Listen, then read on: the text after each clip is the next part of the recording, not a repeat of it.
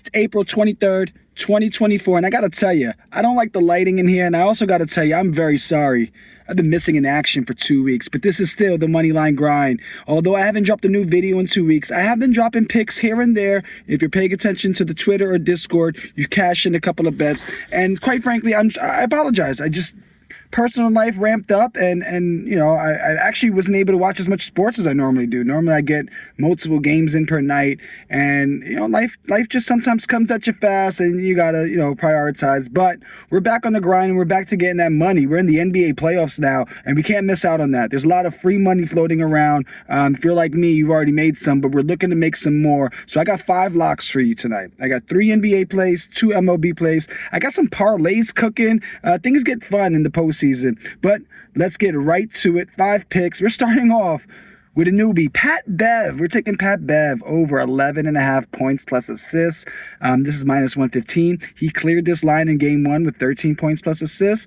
Last 10 games, he's averaged a little under 11 PA. However, looking at his last 5, he's had 13, 4, 13, 19, and 23 PA, averaging 14.5 over those 5 games. This season, he's averaging about 21 minutes per game. But if you notice in game 1, we've seen almost a 50%, actually more than a 50% increase. He played about 37 minutes in game 1 because he's a dog on defense, and he's a guy that's going to need to be out there to try to slow down the Pacers, disrupt what they have going. He's a student of the game, so he knows just as much as what the Pacers are going to do as the Pacers know what they're going to do. I guarantee you he knows tendencies, and I think we get caught up with Pat Bev just only viewing him as a defender. The guy has legitimate skills. He's a real basketball player. He's just smart enough to know to hang his hat on the defensive end, because that takes a lot of heart, and that's something that you can't really practice. That's something that he has. That's his gift. So he's hung his hat up on that side. But he can shoot the 3 ball well, and he can facilitate the ball. He can pass the ball, and he can drive. He can do a lot of offensive things well. We just get caught up with some of the antics and kind of the persona he has, it makes sense. I would do the same if I was him, but I do like him to score a couple of baskets, get a couple of assists. We just need 12. Second pick, another new guy for us, PJ Washington. I like this guy since college. Over 5.5 rebounds, minus 104. He had 7 rebounds in game 1, averages 6.6 rebounds per game in his last 10. His only regular season versus the Clips was when he was a member of the Charlotte Hornets. He had 8 rebounds that game. He's over 5 rebounds in 7 of his last 9 games where he plays at least 28 minutes. The only 2 misses he had in those 9 games, he finished with 5 rebounds. Over his last 15 games, he's averaged 6 defensive rebounds per game, so that will clear the line just there with no offensive boards. And both these teams have been playing fast. Mavs, 5th fastest pace when on the road, and over the last 5 games, the Clippers are the 7th fastest team overall. So I like the extra opportunities. I think we see some long bombs being shot by the James Hardens and the Paul Georges, and we get some long rebounds for my boy PJ. Our third and final lock for tonight's NBA action, I'm taking a guy who's won us some money, who I just don't like, but I like free money. So Karl-Anthony Towns, over 17.5 points. He scored 19 in game 1. He averages 21.7 on the season. He dropped 25 points in their first matchup early in the year versus the Clippers. And I just don't see a good matchup against Towns tonight. I don't see people who can really match up with him well or disrupt anything that he wants to do. This concerns me because he can clearly shoot over who's guarding him tonight. And I don't want Cat shooting the 25-footers. I want Cat at the top of the key and below. Think like, it's weird because it's a different body type, but think like KG in like some of those later Boston years where that top of the key was just a layup for him, and then he can do a lot from there, get a little mid-post, turn around. That's what I look for Cat, and if he does that and he just stays strong and high percentage, we'll clear 20 points easily. Now, 2 baseball plays. We're going to fade both of them, and we're going to fade a team that deserves all the fade for the last couple of decades. That's the New York Mets, under 2.5 runs in San Francisco.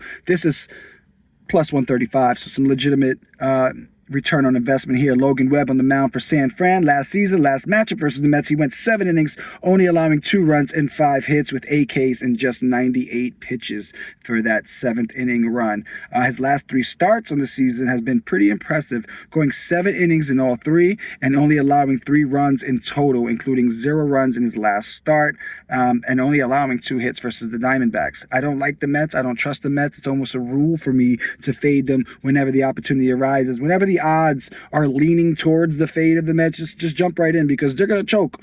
And normally it's a little bit later in the season, but the painting's already on the wall for them. We could hang it up this season. As you can tell, I am a Yankee fan, and I do not have much patience for the Mets or their fans, so we're fading the -2.5, not because of rivalry, but for the money, +135. And then our last pick, Angels of Anaheim at home, under 3.5 versus the Orioles, -105. Orioles 8-2 versus the Angels in their last 10.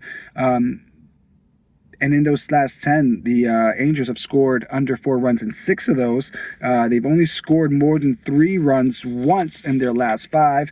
Grayson Rodriguez, started against the season opener against the Angels on March 30th. He struck out 9, only allowed 4 hits, 1 earned run in 6 innings. So super quality start. And I think he's in midseason form already. He's only about 4 or 5 starts in. And I think he's going to give a quality start versus a team who, last couple of games, I think they only have 1 run over the last 2 games. They didn't score against the Dodgers. And I just like what I'm seeing tonight, just the numbers wise. And Gray Rod's going to have a great start. Mets being the Mets, they're going to be on the road. Tough environment, some good fans. They'll be up against... I'm so sorry, I said the Mets. I didn't mean that. And then the Angels, they'll be at home, but it'll be a tough environment because they're playing against San Francisco. So there'll be some Giant fans.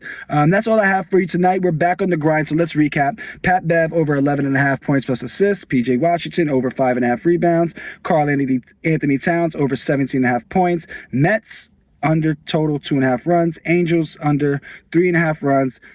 Couldn't help myself. We got the parlays brewing today. I got a couple parlays for you to take a look at what I cooked up. Here is a 7-leg parlay. Some pretty conservative numbers there, except for the Tim Hardaway we're being ambitious on tonight, along with a profit boost, brings me to plus 1197. 25 bones get you about 324. And then I put a little 3-legger. Now, this 3-legger I like a lot. It's obviously risky. 3 guys that they could score 0 points today. But you take all 3 and you're plus 42.52, $15 brings you back a little over 650.